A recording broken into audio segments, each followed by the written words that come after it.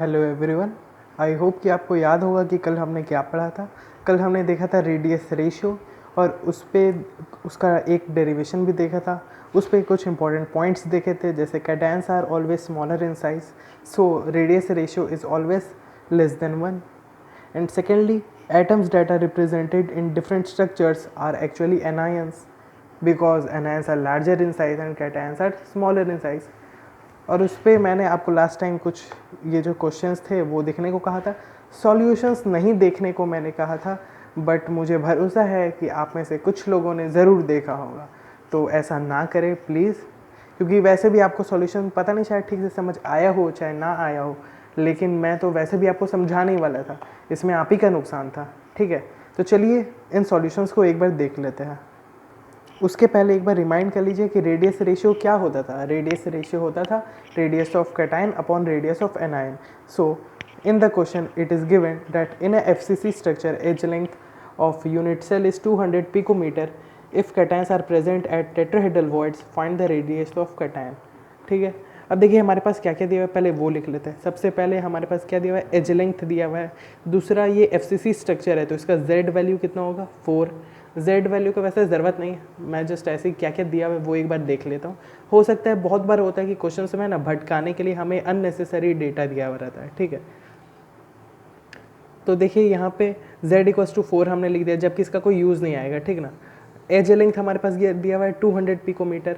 Cations are present at tetrahedral voids, tetrahedral voids में present है। ठीक है, अब देखिए FCC स्ट्रक्चर है तो इसका एज लेंथ और रेडियस रेशियो क्या होता है, A=2√2R होता है।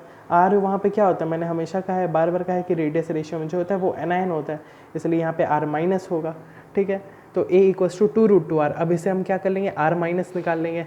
और रेडियस रेशियो हमारे पास आप देख सकते हैं कि इससे निकल गया रेडियस ऑफ एनायन =200/2√2।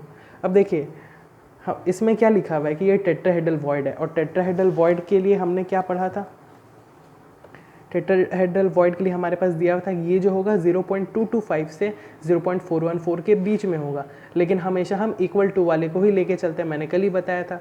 इसलिए टेट्राहेड्रल वॉइड के लिए हम जो रेडियस रेशियो रखेंगे वो 0.225 होगा। ठीक है, तो देख लेते हैं वापस से। अब हमारे पास रेडियस ऑफ एनायन है। ठीक है, तो रेडियस रेशियो हमारे पास कितना होता है टेट्राहेड्रल वॉइड के लिए, 0.225, क्योंकि यहाँ पे दिया हुआ है टेट्राहेड्रल वॉइड। तो R प्लस हमें निकालना है रेडियस ऑफ कैटायन, और रेडियस ऑफ एनायन हमने यहाँ पे निकाल दिया और वही हमने यहाँ पे बैठा दिया, तो क्या आ गया, रेडियस ऑफ कैटायन। ठीक है, फिर से एक बार देख ले कि हमसे पूछा क्या गया था, रेडियस ऑफ कैटायन। ठीक है, हमारे पास ये गिवन था। अब रेडियस ऑफ कैटायन पूछा है और टेट्राहेड्रल वॉइड भी दिया हुआ है, तो इससे रिलेटेड हमारे पास क्या फॉर्मूला था, फॉर्मूला नहीं था, रेडियस रेशियो का वैल्यू था। तो रेडियस रेशियो टेट्राहेड्रल वॉइड के लिए क्या होता है, R+/R- = 225। हमारे पास क्या है, R माइनस नहीं है, R माइनस निकालने के लिए हमारे पास A=2√2R लगा देंगे, क्योंकि हमारे पास A गिवन है तो उससे R माइनस आ गया। ठीक है, अब नेक्स्ट क्वेश्चन की तरफ देखते हैं। ये थोड़ा सा अच्छा क्वेश्चन है, क्वेश्चन वो भी अच्छा था लेकिन उससे थोड़ा सा टफ है। In a normal structure of Z=2, Z=2 दिया हुआ है, पहले ही दे दिया है। Edge length of unit cell being 300 picometre, edge length दिया हुआ है। Find maximum possible length of radius of cation for octahedral void. हमसे क्या पूछा है, रेडियस ऑफ कैटायन पूछा है, कैसा, maximum possible radius of cation पूछा है, ऑक्टाहेड्रल वॉइड दिया हुआ है। ठीक है, Z=2, Z=2 किसी भी नॉर्मल स्ट्रक्चर में किसका होता है, बॉडी सेंटर का होता है। बॉडी सेंटर का क्या होता है, Z=2। सबसे पहले हम लिख लेते हैं हमारे पास क्या क्या दिया हुआ है। Z2 इसका मतलब BCC स्ट्रक्चर है, और BCC स्ट्रक्चर है इसका मतलब A और R का रिलेशन उसमें क्या होगा, A=4R/√3, हमने देखा है पहले भी। और A इसमें दिया हुआ है 300 पिकोमीटर। अब हमसे बोला है कि maximum possible length, maximum possible radius of cation. अब हम देखते हैं कि radius of cation in octahedral void, जैसा कि यहाँ दिया है ऑक्टाहेड्रल वॉइड, तो ऑक्टाहेड्रल वॉइड के केस में हमने देखा है कि ये जो रिलेशन होता है ऐसा होता है, ये रिलेशन होता है।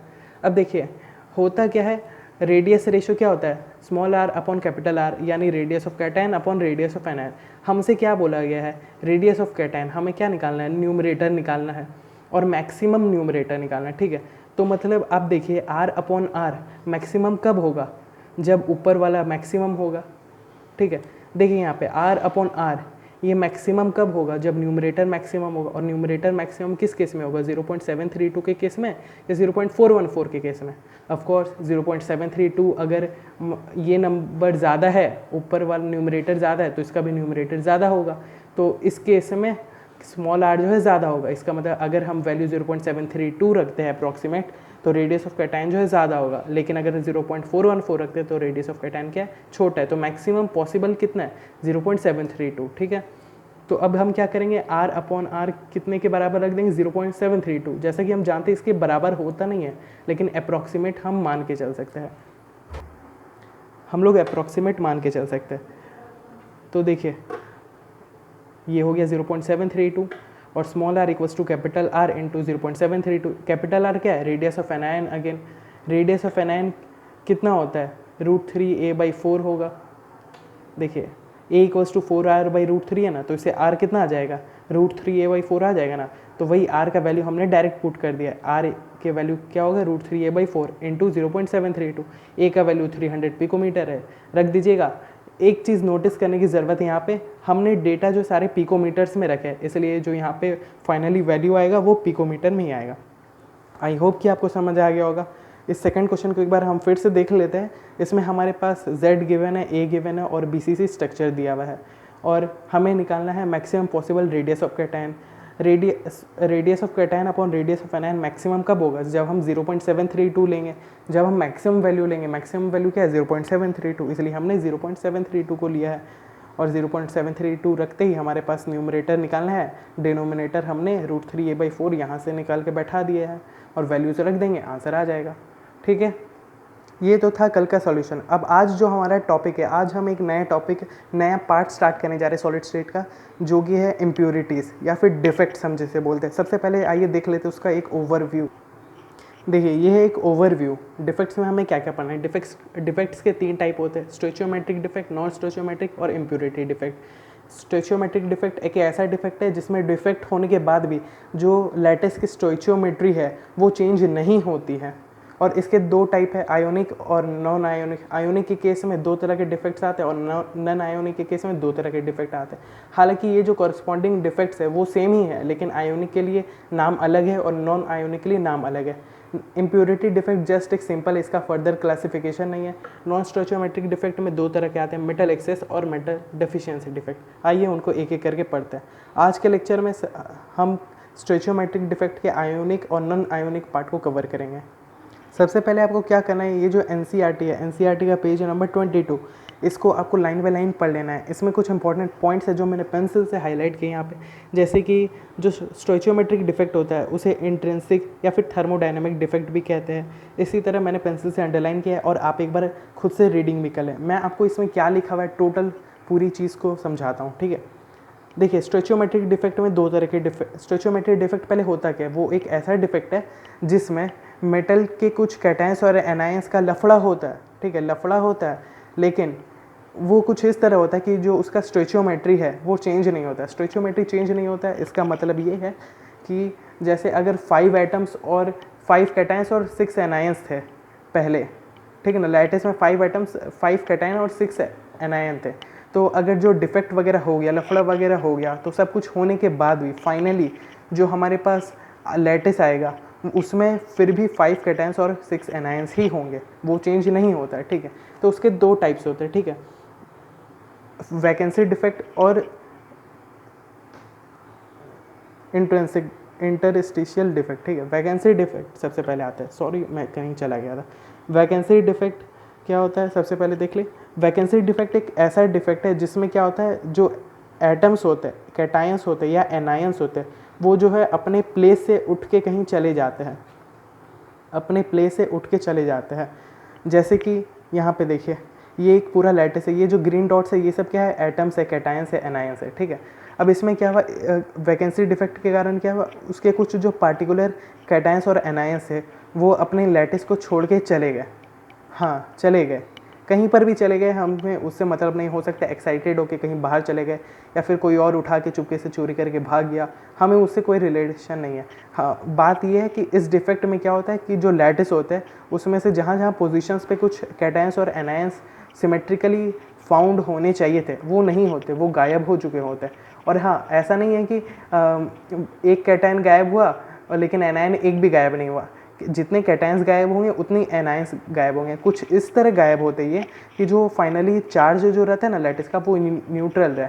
मतलब अगर एक Na+ गया है तो एक Cl- जाएगा, अगर एक Sr2+ गया है तो 2 Cl- जाएगा, लेकिन जो फाइनली चार्ज होता है वो न्यूट्रल ही रहता है। कुछ इस तरह से डिफेक्ट पाया जाता है, ठीक है। इसे हम क्या कहते हैं, वैकेंसी डिफेक्ट। वैकेंसी डिफेक्ट एक ऐसा डिफेक्ट जिसमें क्या होता है, जो कैटायंस या एनायंस होते हैं वो अपने प्लेस से गायब होते हैं। दूसरा आता है इंटरस्टिशियल डिफेक्ट।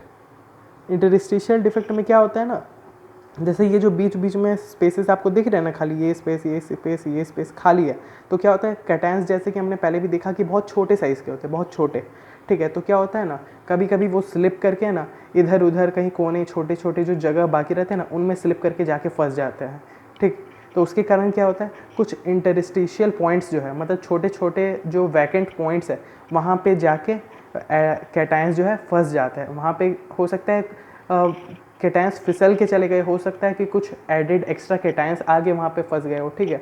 तो वो जो इंटरस्टिशियल साइट्स होता है, जो इंटरस्टिशियल साइट्स जो मैं बोल रहा हूँ, ये जो स्पेसेस है वहाँ पे आके जो फंस जाते हैं, तो उसके कारण जो डिफेक्ट होता है उसे कहते हैं इंटरस्टिशियल डिफेक्ट, ठीक है। अब जो ये जो डिफेक्ट है, सेम डिफेक्ट आयोनिक क्रिस्टल में होता है। ये किसके लिए था, नन आयोनिक के लिए था। ये नन आयोनिक के लिए था वैकेंसी डिफेक्ट और इंटरस्टिशियल डिफेक्ट। आयोनिक के केस में क्या होता है, ये सेम डिफेक्ट होता है। उस केस में भी है ना, एक वैकेंसी डिफेक्ट होता है और एक इंटरस्टिशियल डिफेक्ट, 2 ही डिफेक्ट होते हैं, बस जो उनके लिए नाम है ना वो अलग यूज़ किए जाते हैं। जैसे आयोनिक के केस में है ना, इसे हम कहते हैं फ्रैंकल डिफेक्ट और शॉर्टकी डिफेक्ट। जो नॉन आयोनिक के केस में वैकेंसी डिफेक्ट था ना, उसे शॉर्टकी डिफेक्ट यहाँ पे कहते हैं, और जो इंटरस्टिशियल डिफेक्ट था ना, उसे यहाँ पे हम फ्रैंकल डिफेक्ट कहते हैं।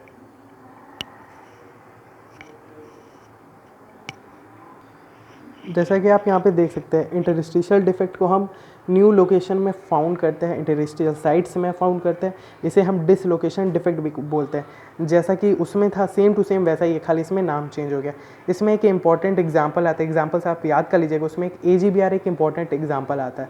AgBr एक ऐसा सॉलिड है, एक ऐसा लैटिस इसमें मौजूद होता है जो फ्रैंकल डिफेक्ट भी शो करता है और शॉर्टकी डिफेक्ट भी शो करता है। ये जनरली बहुत सारे एग्जाम्स में पहले भी क्वेश्चंस आ चुके हैं और अभी भी आते हैं बोर्ड्स एग्जाम में स्पेशली, कि कोई एक ऐसा एग्जाम्पल बताओ जो फ्रैंकल डिफेक्ट भी शो करता है और शॉर्टकी डिफेक्ट भी शो करता है। तो उसका आंसर क्या होगा, AgBr। अभी जो आप देख रहे हैं वो है हमारी कोटा के कुछ इंपॉर्टेंट नोट्स। हाँ जानता हूँ राइटिंग अच्छी नहीं है बट रीडेबल है, ओके। तो चलिए इसे एक बार काम चला लेते हैं। देखिए फ्रैंकल डिफेक्ट उस केस में इसे क्या कहते थे, इंटरस्टिशियल डिफेक्ट। ये कैसा डिफेक्ट होता है, इसमें क्या होता है, डेंसिटी जो है कांस्टेंट रहती है। इसमें ये जो इंटरस्टिशियल डिफेक्ट या जो फ्रैंकल डिफेक्ट हम कहते हैं, इसमें डेंसिटी इज़ कांस्टेंट। और ये कौन शो करता है जनरली, वैसे एनायंस या कैटायंस जिसके कैटायन के साइज़ बहुत छोटे होते हैं इन कंपैरिजन टू एनायन, जिसका R+/R- बहुत ज़्यादा कम होता है 1 से, या फिर जिसके कैटायंस बहुत छोटे होते हैं, वही फ्रैंकल डिफेक्ट या फिर इंटरस्टिशियल डिफेक्ट शो करते हैं। और अगर बात करें शॉर्टकी डिफेक्ट की, तो इस केस में जो डेंसिटी है वो डिक्रीज़ हो जाती है। देखिए डेंसिटी जो है डिक्रीज़ हो जाती है, ठीक है।